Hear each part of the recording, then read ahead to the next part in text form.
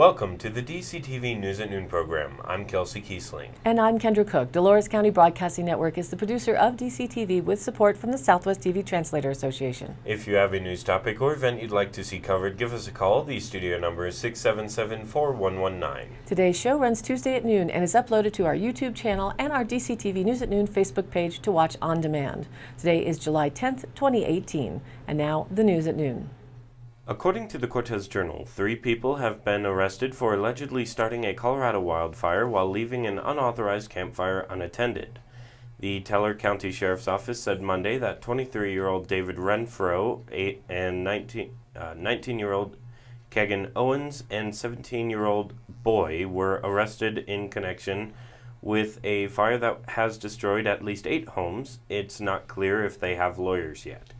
The Chateau Fire in the state's south central mountains northeast of Cripple Creek has burned about 2 square miles, 1,280 acres, but all evacuated residents have been allowed to return home.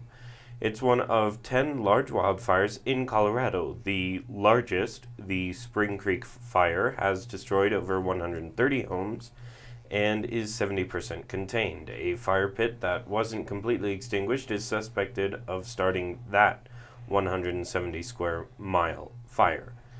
Investigators say an illegal campfire sparked the Spring Creek Fire east of Fort Garland on June 27th, and it has since become the 3rd largest in state history. It also forced the evacuation of more than 2,000 homes. Jesper Jorgensen, a 52-year-old man from Denmark, initially said he had started a fire to burn trash on land where he has been living in a camper. He then said he had been grilling in a permanent fire pit the day before the wildfire started. Immigration and Customs Enforcement officials say Jorgensen has been living in the country illegally. The fire is 55% contained. From the Durango Herald, photo credits Silverton Standard and the Miner. A truck hauling sludge from the Environmental Protection Agency's water treatment plant for the Gold King mine went off the road Monday and crashed into Cement Creek. Colorado State Patrol Captain Adrian Driscoll said Monday afternoon a hazardous material team was en route. He did not have additional information on the crash at the time. EPA said in an emailed statement on Monday the truck went off the shoulder of the road about 1 mile above the town of Silverton. The agency said an estimated 9 cubic yards of sludge entered the creek. That's almost the amount of a full dump truck load. EPA said the driver was uninjured. The EPA contracts Bonds Trucking out of Durango to haul the sludge. The Silverton Standard and the Miner first reported about the crash. The EPA just started on June 15th hauling sludge from the water treatment plant about 10 miles north of Silverton in an area known as Gladstone to an historic mine waste pile called the Kitimak along County Road 2. The trip is 10 to 15 miles one way but involves windy, mountainous dirt roads. 3 months after the EPA triggered the Gold King mine spill in August of 2015, the agency built a temporary water treatment plant to treat mine waste discharges out of the mine. The process, however, generates an estimated 4,600 cubic yards of sludge a year. The EPA announced earlier this year it was running out of room at Gladstone to store the sludge, forcing the need to haul it to Kitimak. The EPA has said previously because of the treatment process at the plant, the sludge is not considered hazardous. The EPA's water treatment plant adds lime to the mine waste that flows out of the Gold King mine to neutralize the pH level of the water and stabilize potentially toxic metals. About 95% of the sludge is the lime treatment. The other 5% are potentially toxic metals like arsenic, lead, iron, and aluminum. The EPA said in its prepared statement it appears the truck's fuel tank was not damaged. This is still a developing story. Reported by the Cortez Journal with a photo by Jim Mimiaga. A 2-vehicle crash Monday on U.S. Highway 160 north of the Ute Mountain Casino about 10:50 a.m. caused a vehicle fire and partially closed the highway, according to the Colorado State Patrol. As of 2:30 p.m., traffic was still delayed at mile marker 28, with northbound and southbound traffic alternately allowed through. According to the Colorado Department of Transportation, at least one person suffered moderate to serious injuries and was transported to Southwest Memorial Hospital by the Ute Mountain Ute Ambulance, said Josh Lewis, Public Information Officer for the Colorado State Patrol. One victim required extrication from a vehicle, and one of the vehicles involved was a Ford truck pulling a camper. It is not known yet what caused the accident, which vehicle caught on fire, or who was injured. Traffic was backed up in both directions, according to a witness who was held up because of the accident. Local emergency services responded to the accident, including the Colorado State Patrol, Cortez Fire Protection District, Ute Mountain Ute Ambulance, and Montezuma County Sheriff's deputies. From the Durango Herald file photo, a vandal targeting the home of Al Harper, owner of the Durango and Silverton Narrow Gauge Railroad, hit the wrong house last week, writing graffiti on a neighbor's house and damaging outdoor furniture. The La Plata County Sheriff's Office is looking for a suspect or suspects in the incident that occurred late Tuesday or early Wednesday of last week. Sheriff's Office spokesman Chris Burke said someone wrote graffiti in black marker, F expletive the train, on Harper's neighbor's house. The suspect or suspects also knocked over the patio table, chairs, and plants outside the home. Evidently, they had the wrong house, Burke said. In all, there were about $20 worth of damage. However, it appears the vandals parked on the street and trespassed onto the property to get to the house, which is set back from the road. Harper's neighbors were out of town when the incident occurred, Burke said, and a family friend watching the house reported the vandalism around 12:30 p.m. on Wednesday. Burke said it's speculation, but, quote, makes sense that the attempted vandalism on Harper's house is related to suspicions that the D and S&G started the 416 fire, which broke out on June 1st next to the railroad tracks north of Durango. The D, S&G suspended coal-fired steam engine service after the fire broke out. Harper said the train will not resume coal-fired trips until rains relieve drought conditions. The U.S. Forest Service said the cause of the fire remains under investigation.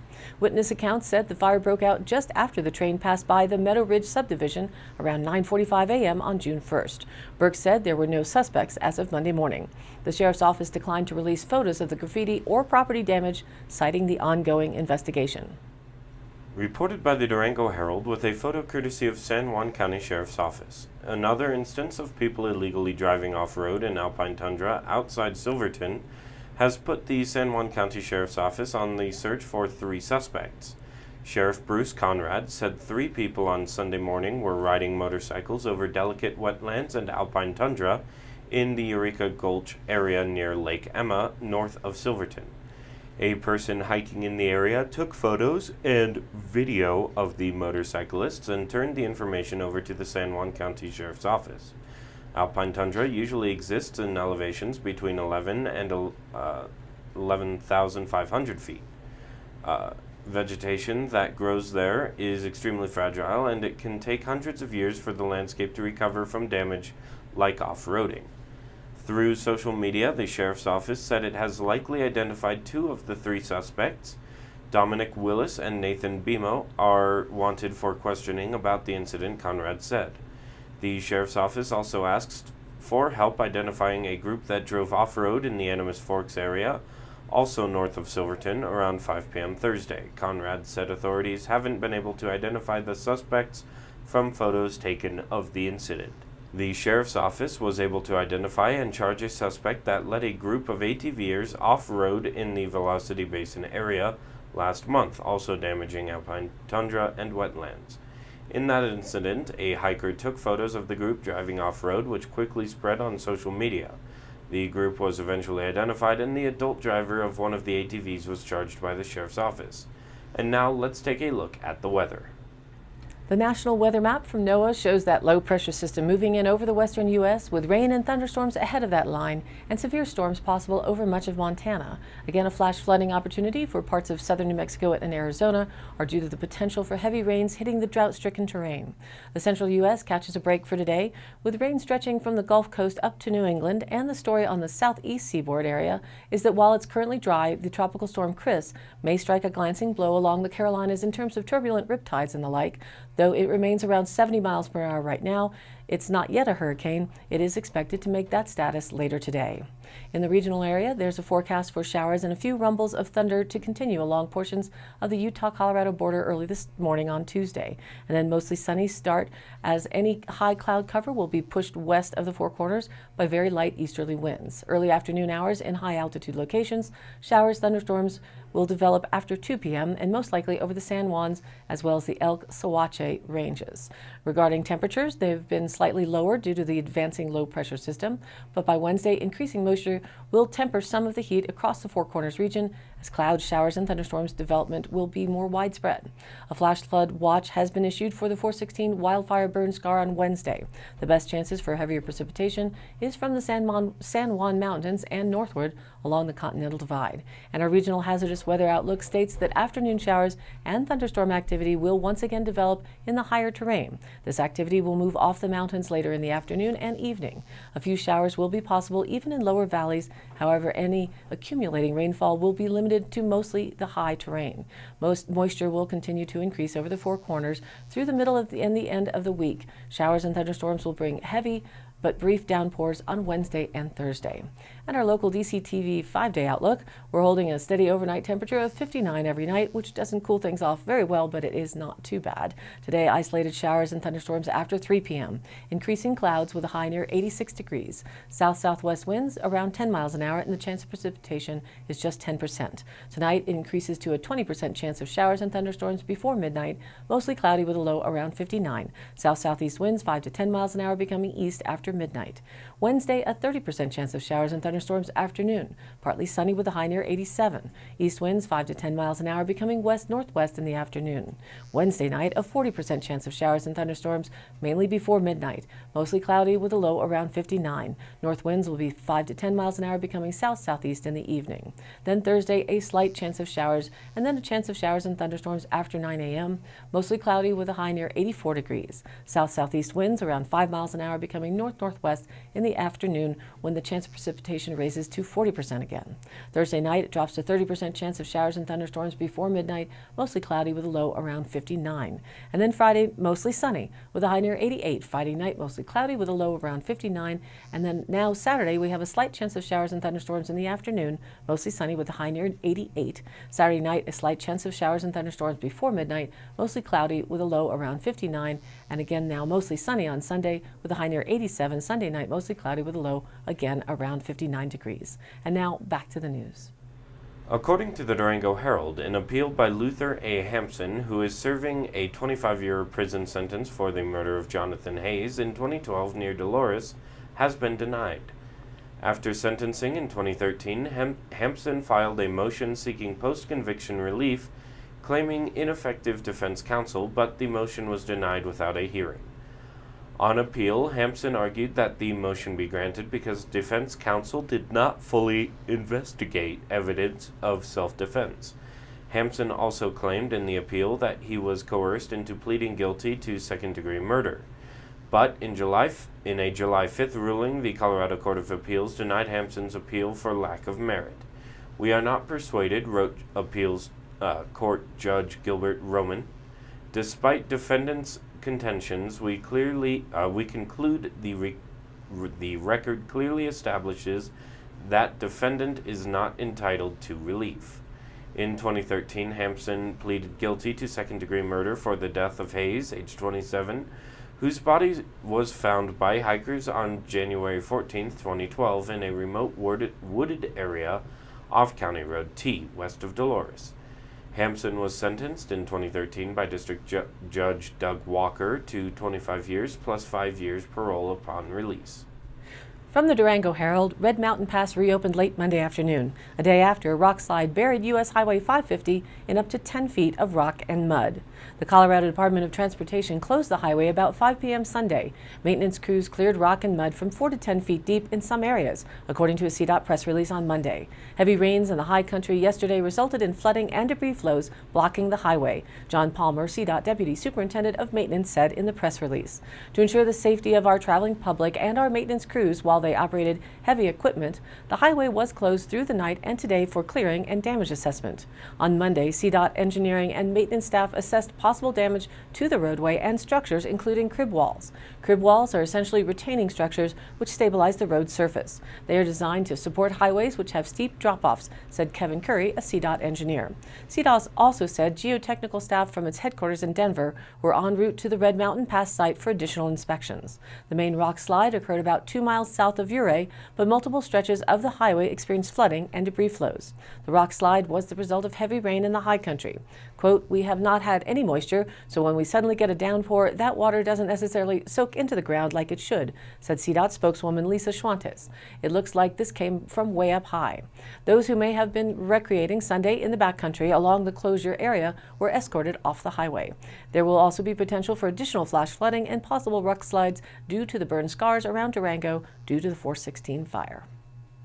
Reported by the Cortez Journal with a photo by Jerry McBride with the Durango Herald, the city of Durango may test for radon at a proposed homeless camp, but residents and the state health department say the test will not answer all the questions about radioactive materials on the former uranium mill site.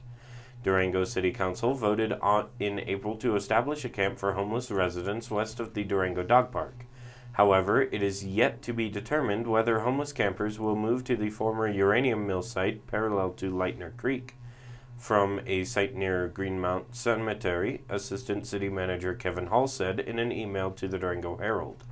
It is also unknown how much a radon test might cost, he said.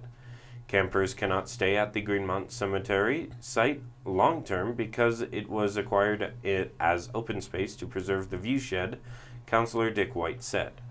The council anticipated having more time to weigh options for a homeless camp while campers were staying at Escalante Middle School during the 416 fire evacuations.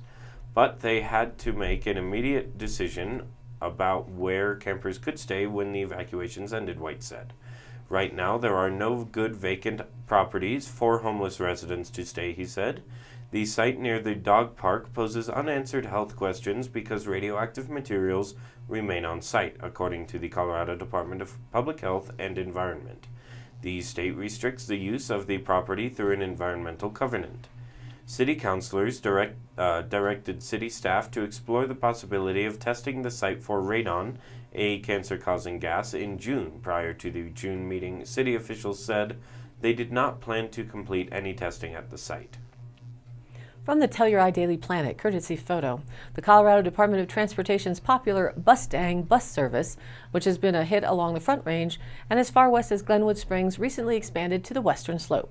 As of last weekend, passengers were able to travel from Grand Junction to Denver in a CDOT coach replete with free Wi-Fi, power outlets, USB ports, and even bike racks. The San Juans were supposed to be in on the Bustang action too, and that will happen eventually. But so far, the arrival of Bustang in our area, which was heralded in a press release last week from CDOT, has been, well, a bit of a bust.